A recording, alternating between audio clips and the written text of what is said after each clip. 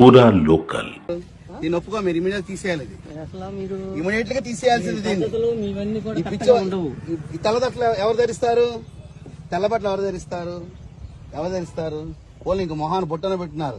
మన దాదీలు కొంతమంది అది కూడా పెట్టుకోవట్లేదు. అదే స్టిక్కర్ పెట్టుకున్నారు. అదన్నా అందుకని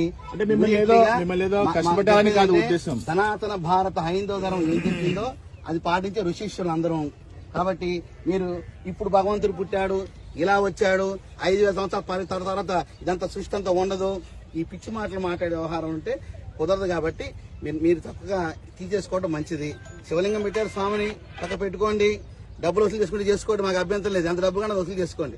కానీ ఇక్కడ పిచ్చి స్టోరీ చెప్పి పిచ్చి వ్యవహారం నడిపితే మాత్రం ఖచ్చితంగా ఒప్పుకోమమ్మా. అంటే కాదమ్మా, మీకు తెలుసు సమాజంలో ఎంత వ్యతిరేకత వస్తుందో మీ సంస్థ కూడా తెలుసు. మరి ఏం చేద్దామని ఏంటి పెడతారు? డబ్బులు ఎక్కువైతే ప్రజలకు వచ్చుగా. యాచకులు బోళ్ళు మంది ఉన్నారు, ఇబ్బందులతో పడి ఉన్నారు. మేమే చేయాలంటే ఆర్పాటు, ఇంతమంది స్వాములు వచ్చి ఈ ఆర్పాటాలు ఏంటి, ఇవన్నీ ఏంటి, ఎంత ఖర్చు దీనికి? ఎక్కడి నుంచి వస్తాయి డబ్బులు మీకు? ప్రజల నుంచి ఇస్తారు. దేనికి ఇస్తారు? ఈ ఆర్పాటాల కోసం, సమాజం కోసం పనిచేయమని చెప్పారా? చెప్పండి అమ్మా. ఇప్పుడు మెయిన్ నేను డాక్టర్ నండి. ఓకే, చేశానంటే positive health exhibition, drug addiction, నష్టముక్తి అభియాన్. అంటే అందరూ కూడా శివుని ముందు ప్రతిజ్ఞ చేయడం, ఇప్పటి నుంచి మేము అంటే దుర్వ్యసనాల నుండి, దుష్ప్రభావాల నుండి దూరంగా ఉంటాం. పుష్కర స్నానం చేశారమ్మా? చేశాను. మీరు మాత్రం దయచేసి మేము వాళ్ళు ఇక్కడ ఉంటారు. ఏ మాత్రం గనక దేవుడి గురించి చెప్పుకోండి, శివుడి గురించి చెప్పుకోండి, నారాయణ గురించి చెప్పుకోండి, ఋషి సాంప్రదాయం చెప్పుకోండి. కానీ మీ యొక్క దాడ్యం తీసుకొచ్చి ప్రజల మీద రుద్దితే మాత్రం ఇది కొత్త క్రిస్టియన్ మతంలో కొత్త మతంలో తయారైంది. మీది క్రిస్టియన్ మతంలో కొత్త మతంలో తయారైంది. ఇది కరెక్ట్ కాదు కదా. మీరు ఇది చేస్తా కన్ఫ్యూజ్ చేస్తున్నారు వ్యవస్థని. సంప్రదాయం తీసుకెళ్తా ఉన్నారు. ఎందుకంటే మేమేమో వేదాస్ ప్రామాణికంగా తీసుకుని చెప్తా ఉన్నాము, మీరేమో ఏదో మీ స్టోరీ లేదు చెప్తా ఉన్నారు. దానికి ఏమో వేద ప్రమాణం ఉండదు, ఏమీ ఉండదు, మీరు ఏదో చెప్పుకుంటా ఉన్నారు. దానివల్ల ఏంటంటే హిందూస్ లో ఇప్పటికే చాలా సాంప్రదాయస్ వల్ల డీవియేషన్స్ ఉన్నాయి. మళ్ళీ మీరు వచ్చేదో బ్రెయిన్ లోకి ఎక్కిస్తే ఉన్నది కూడా ఊడిపోయి వాళ్ళు. మేము గ్రామాల్లోకి వెళ్తున్నాం, పట్టణాలకు వెళ్తున్నాం, ప్రజల్లోకి వెళ్తున్నాం, లక్షల మంది కలుస్తున్నాం. అసలు హిందూ ధర్మం నుంచి పక్కదారి పడుతున్న వ్యవస్థను తిరిగి పునరాగమనం ద్వారా మేము కష్టపడి తీసుకొస్తుంటే మీరు వాళ్ళలో దూరి అయోమయం గురి చేసి ఎటెల్లాలో తెలియకుండా నారాయణ ఫోటో పెడతారు, శివుడు పెడతారు. కానీ చెప్పేదంతా మీ గందరగోళం విషయం చెప్తారు. మీరు అది ఎలా కుదురుతుంది? కన్ఫ్యూజన్. మేము మాట్లాడాము, మేము క్వాలిఫైడ్స్ అందరూ కూర్చొని మేము మాట్లాడాము. నన్ను పిలిస్తే నేను రాలేదు. నన్ను పిలిస్తే ప్లేట్ ఇక్కడ పంపించాను, చించి అవతల పారేసి నేను రాలేదండి అక్కడ కార్యక్రమానికి. కొంతమంది వచ్చారు. మాస్టర్స్ చదువుకున్నాం, మీరు చాలా కన్ఫ్యూజన్ స్టేట్ లో తీసుకెళ్తున్నారు. ఎందుకంటే పబ్లిక్ ని, భక్తుల్ని అప్పటికే చాలా కన్ఫ్యూజన్స్ ఉన్నాయి.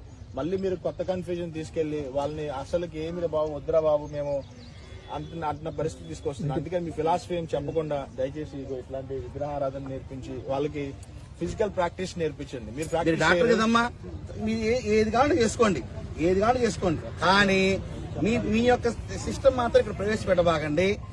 రేపు కలియుగాంతం ఇలా అయిపోతుంది. ఎందుకు అవుతుందండి? పని లేదా, పని పాడలేదా? ప్రతి దేవుళ్ళు, ప్రతి వ్యక్తిలో జీవుడిలో పరమాత్మ అనుకున్నాం కదా, ఉన్నారు కదా.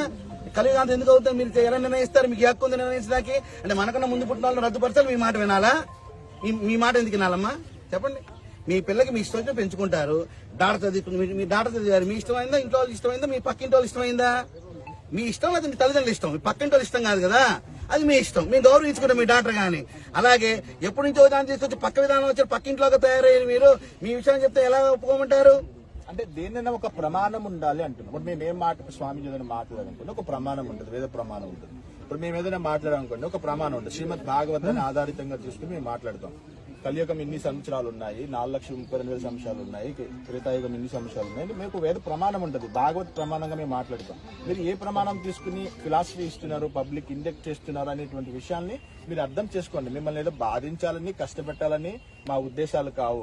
అలా కాదండి, మీకు ఖచ్చితంగా బాధించడానికి వచ్చా. నేనైతే అయిపోయింది సార్, దండం లేకపోతే కుదరదండి, దండం లేకపోతే కుదరదు. చెప్పి చూస్తాం, దండనే అయిపోయింది, బాధించడం కాదు. స్వామి మాతజీ వ్యక్తిగతంగా మీ పట్ల మాకేం ద్వేషం లేదు, కానీ సాంప్రదాయపరంగా మీరు మాకేమి హాని ఉండదు, మీకు మేము హాని చేయం. కానీ సాంప్రదాయపరంగా ఖండించాల్సినటువంటి బాధ్యత స్వామీజీల పైన ఉంటుంది. అందువల్ల దయచేసి బోర్డు మాత్రం తీసేయనమ్మా. నారాయణ ఉన్నారు ఉంచుకోండి, శివుడు ఉన్నారు ఉంచుకోండి. మీరు మాత్రం బోర్డు మాత్రం పిచ్చి బోర్డు మాత్రం గమనిస్తారా? ఉండమ్మా, ఎందుకు పెడుతున్నారంటే అట్రాక్ట్ చేయడానికి అంటారా? హైందవ సంప్రదాయం దేవతలను ఎందుకు పెడుతున్నారంటే క్రైస్తవులు పెడితే క్రైస్తవులే వస్తారు, వాళ్ళని మోటివేట్ చేసి మార్చేది ఏం లేదు, ఆల్రెడీ మారి ఉన్నారు వాళ్ళు. ఈ పెడితే మనలాంటి వాళ్ళు వస్తారు. మన వాళ్ళని మార్చడానికి ఇది ఒక తంతు వీళ్ళు వేసిన మా దేవుని నుంచి మిగతా తీసేయండి. వీళ్ళు వేసినటువంటి మళ్ళీ ఉంచితే మాత్రం బాగుపడదాం మొత్తం చేస్తాం నిమిషాలు మొత్తం బాగుంటారు. మనిషి వస్తారమ్మా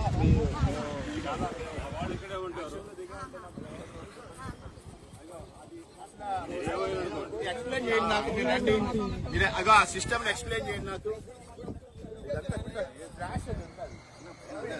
తెలుగు కనపడుతుంది చూడండి మధ్యలో. అదే పెద్ద స్ట్రాష్ ఇవన్నీ తీయాలమ్మా, ఈ కన్ఫ్యూజన్స్ అన్ని తీయాలి.